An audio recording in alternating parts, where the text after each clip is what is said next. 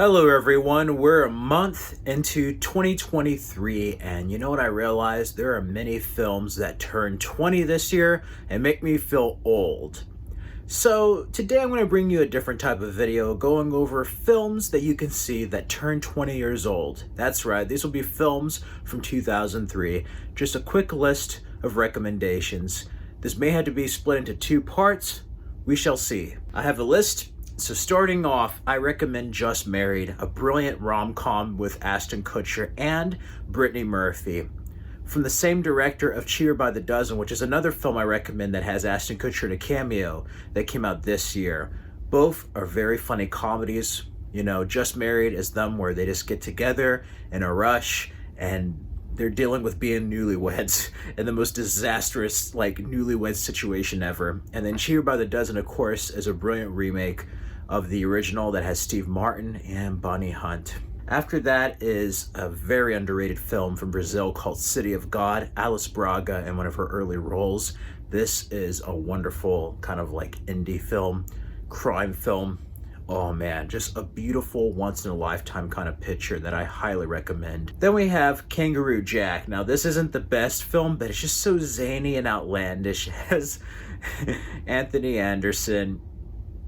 It has Michael Shannon in an early role. I don't know, this film is just one of those crazy films where the 2000s was such an insane time that you just wonder, how did this get greenlit? I mean, there was a time when something like Kangaroo Jack would go to theaters. We didn't have streaming yet, so it was either straight to video or theaters, and Kangaroo Jack was one of those crazy films to come out in theaters. An underrated horror sequel that I absolutely love is Final Destination 2. Final Destination 2 is such a crazy sequel that ups the ante.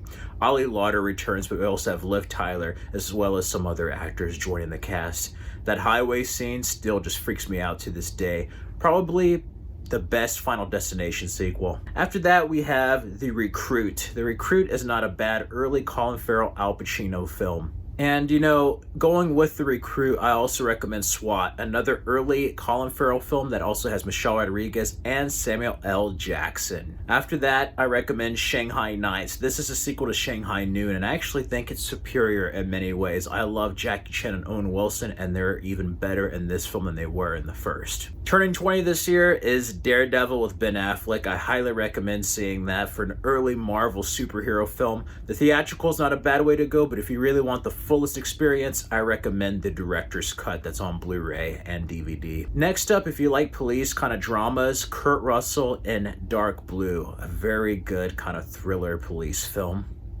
Then we have Gods and Generals. Gods and Generals is a sequel to Gettysburg and is just as long, 3 hours long. For any historical aficionados out there, you're going to really enjoy this film. For any historians, this is a very well done film. Jeff Daniels reprises his role, but instead of Martin Sheen, we have Robert Duvall.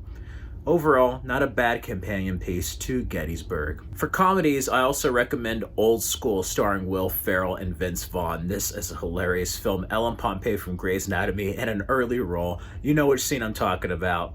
Todd Phillips directed this way before Joker, before Starsky and Hutch and even Hangover trilogy. I absolutely love this.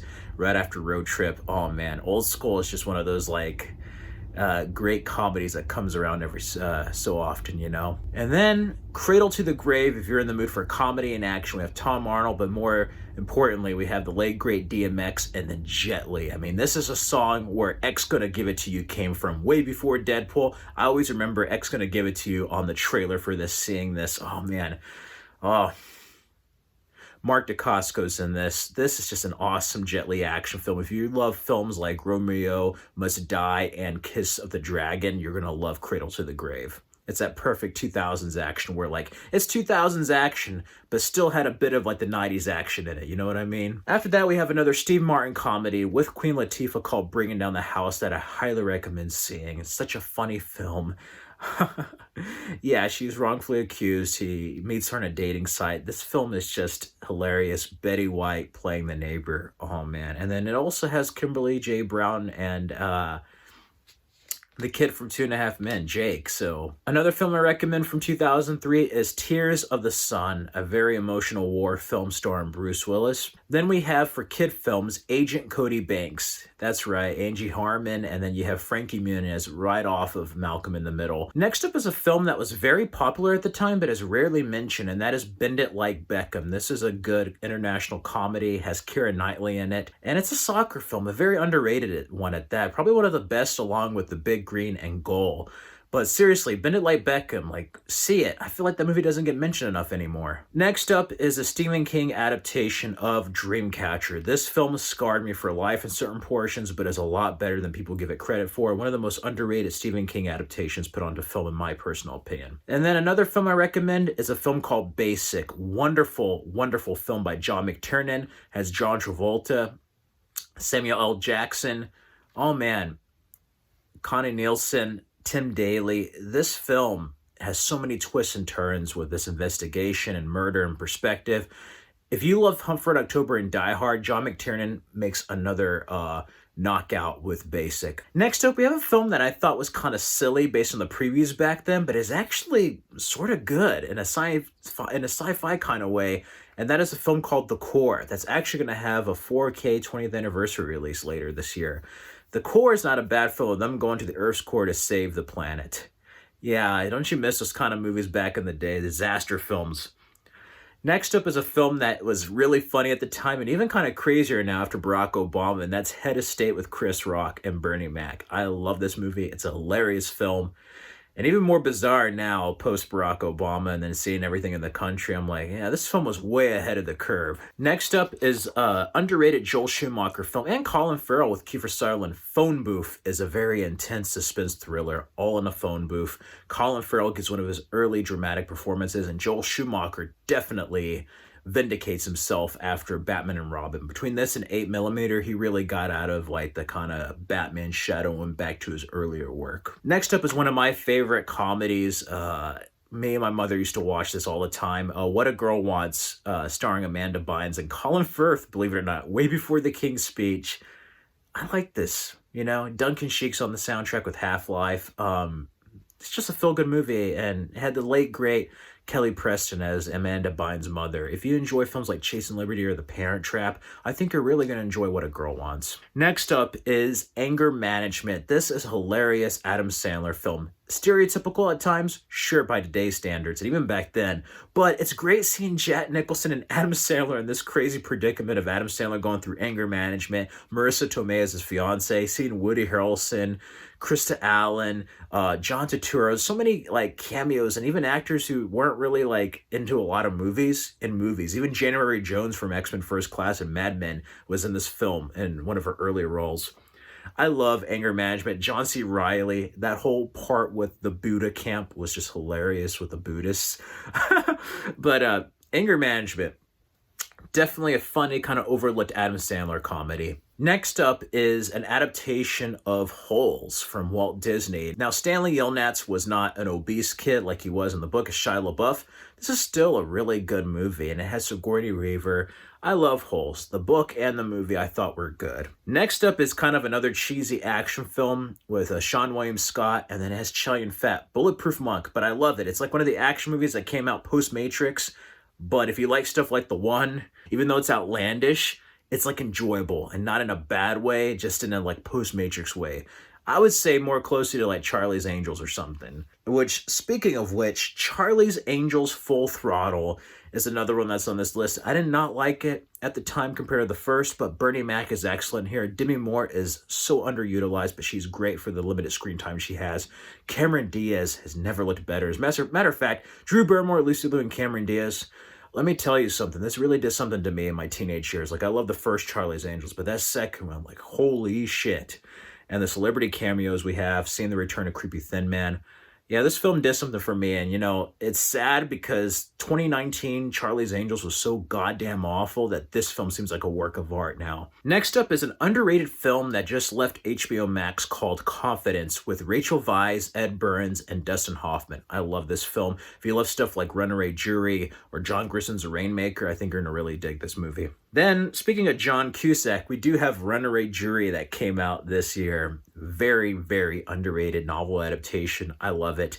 And going with John Cusack, there's even more of a hidden gem of a film that came out in 2003 with Ray Liotta and John Cusack called Identity. This is such a crazy suspense thriller horror film. The mystery around this is just absolute insanity the first time watching it, and it's just so overlooked and underrated in my personal opinion. Going with Michael Douglas, we have two films that came out in 2003. First being The In-Laws with him and Albert Brooks. This is a remake. Ryan Reynolds in an early role. I love this with like Fat Cobra and like the way they talk. Like this is such a funny freaking movie. I love it. Robin Tunney is in this from The Craft and The Mentalist. Yeah, this is just a hilarious movie. These two people are the exact opposites, but Albert Brooks and Michael Douglas are so perfect in this film. It's a very underrated remake slash comedy. And then going with a more serious film with slight comedy with Michael Douglas is one of the few times he worked with his dad, Kirk Douglas. It Runs in the Family. It is just a perfect family movie, seeing these two legends work together. And I love it. Real father and son. After that is another awesome Marvel film that came out in the year of 2003, and that is X2 X-Men United. I absolutely love this. You should definitely check it out. All the Fox X-Men, I think, even better than some of the MCU films. I'm going to go ahead and say that. Yeah, they deviated from the comics, but it's nice seeing something with stakes, with humor that works without quippy assholes making jokes every 5 minutes. X2 is just an awesome movie. From that John Ottman opening theme, the Nightcrawler sequence, all the way to the end. This movie is just one of the best sequels, hands down. Next up with action, we have Bad Boys 2 from Michael Bay. This film I did not like as much as the first, but it has its moments and it's leaps and bounds over some action movies now. This ups the ante in the best way possible, and we get some great performances from Gabrielle Union as well as Martin Lawrence and Will Smith. They are great together, just as they were in Bad Boys, just as they are in Bad Boys for Life. Bad Boys 2 is just freaking awesome and hilarious at moments. And going with that, with action, is The Matrix Reloaded and The Matrix Revolutions. Highly recommend these sequels. I know a lot of people take a jab at these movies and then the fourth one, but Matrix Reloaded was like my first R-rated film I saw in theaters in 2003, so I absolutely love these two.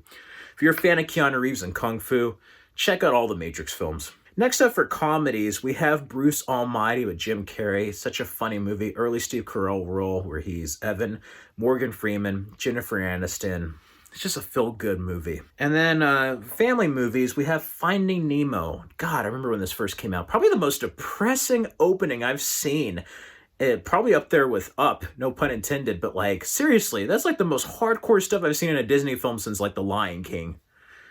Another brilliant Albert Brooks performance, Ellen DeGeneres in this. The animation, just a really good early Pixar film. Then for remakes, I also recommend The Italian Job with Mark Wahlberg and Charlize Theron. Is it as good as the original? I don't really think so, but it's still an enjoyable film for what it is. Then for more action, I recommend Too Fast, Too Furious. In many ways, this John Singleton directed film is a little bit better in some ways than Fast and Furious. I personally enjoy the first one more, but I like the plot here. Tyrese Gibson and Paul Walker, may you rest in peace. Paul Walker, they're great in this. Eva Mendes. Oh man, this film was just cool. Switching the vibe from like LA to Miami, ludicrous. Yeah, this is just like a very 2003 movie. Going with a bit of a rom-com that's not entirely the best, but I think is a hidden gem if you enjoy rom-coms. Directed by Rob Reiner is Alex and Emma, starring Kate Hudson and Luke Wilson. I think it's a bit of an underrated film with this writer who's pretty much like a transcriber, you know. Ang Lee's Hulk, I think, is vastly underrated, get into the psychology of Bruce Banner, but it looks like a comic.